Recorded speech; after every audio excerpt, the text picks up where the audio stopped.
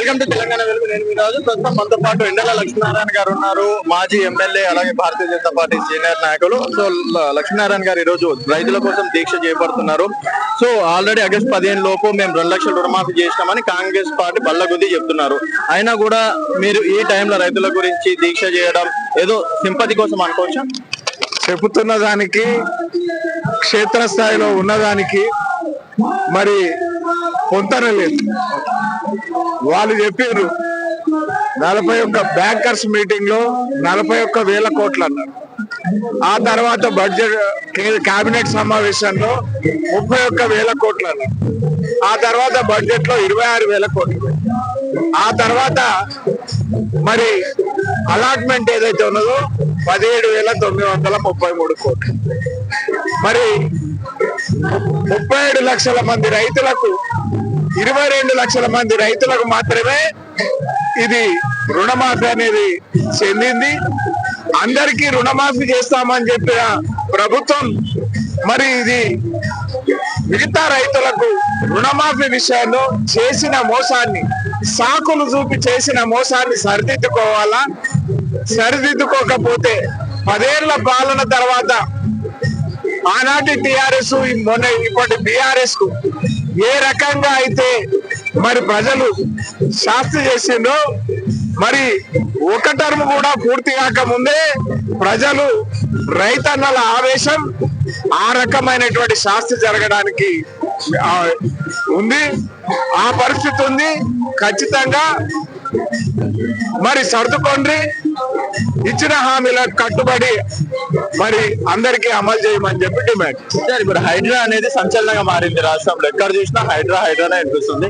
హైడ్రా గురించి మీ అభిప్రాయం ఏంటి సార్? ఒక మాధ్యమం అంటే రైతులలో ఆవేశం పెళ్లిబుక్తుంది. యువత మాకు ఇస్తామన్న 5 లక్షలు ఏవి అని అన్నారు. మహిళలు 2,500 ఏవి అని అన్నారు.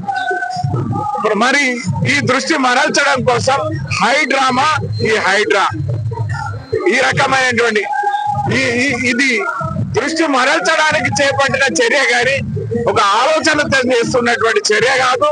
అనవసరంగా మరి ఇవాళ ఈ రకమైనటువంటి చర్యలు ఏవైతే ఉన్నాయో వాళ్ళే ఏదైతే అనుమతులు ఇచ్చిన అనుమతుల ప్రకారం ఆ అనుమతులను చూసుకొని ఇల్లు కట్టుకున్నారు, కొందరు అపార్ట్మెంట్లు కొనుక్కున్నారు.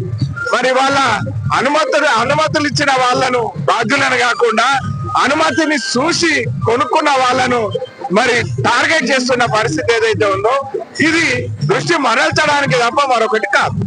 సో ఇప్పుడు అంటే సంవత్సరం అయితే దగ్గర కాంగ్రెస్ పార్టీ వచ్చి 10-12. సో అంటే ఎట్లుంది అనుకోవచ్చు కాంగ్రెస్ పాలన? అండ్ బీజేపీ బీఆర్ఎస్ కన్నా డౌన్ అయిపోతుంది ఎందుకు? బీజేపీ డౌన్ కావడం అనేటువంటిది అది అపోహ.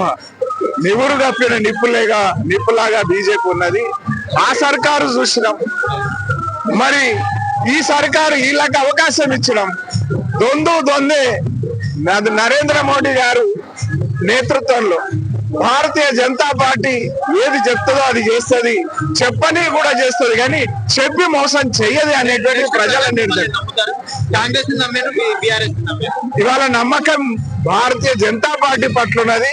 ఇవాళ నమ్మకం ప్రియతమ ప్రధానమంత్రి నరేంద్ర మోడీ గారి పట్ల ఉన్నది. ఓట్ల కోసం అలవిగాని హామీలు ఇచ్చి ఎన్నికల్లో గెలిచిన తర్వాత తుంగలో దొక్కుతున్న పార్టీలను తుంగలో దొక్కడానికి ప్రజలు సన్నద్ధం.